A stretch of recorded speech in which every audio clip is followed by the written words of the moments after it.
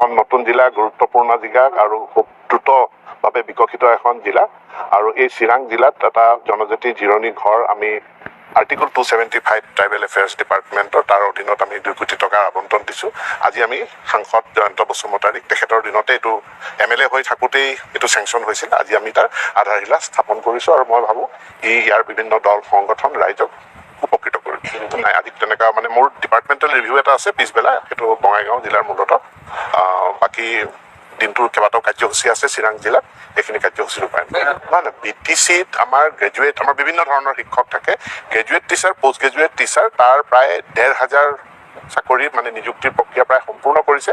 আৰু এইটো এটা ট্ৰেন্সফাৰ্ড ছাবজেক্ট, গতিকে এইটো BTC প্ৰশাসনে চায়, ৰাজ্য চৰকাৰে নাচায়। গতিকে BTC প্ৰশাসনৰ চিফ তেওঁলোকৰ প্ৰমোদ বড়ো ডাঙৰীয়াই মোক জনাইছে যে এই 1,500 শিক্ষকৰ নিযুক্তি অহা 1-1.5 মাহৰ ভিতৰত সম্পূৰ্ণ হৈ যাব। নিশ্চিতভাৱে আমি এই কামবিলাক কৰি যাম, কিন্তু এতিয়া যিখিনি আছে আমি সেইখিনিক আমি ষ্ট্ৰেংথেন কৰিব বিচাৰিছোঁ। যিকেইখন মহাবিদ্যালয় আছে তাক আমি ষ্ট্ৰেংথেন কৰিব বিচাৰিছোঁ।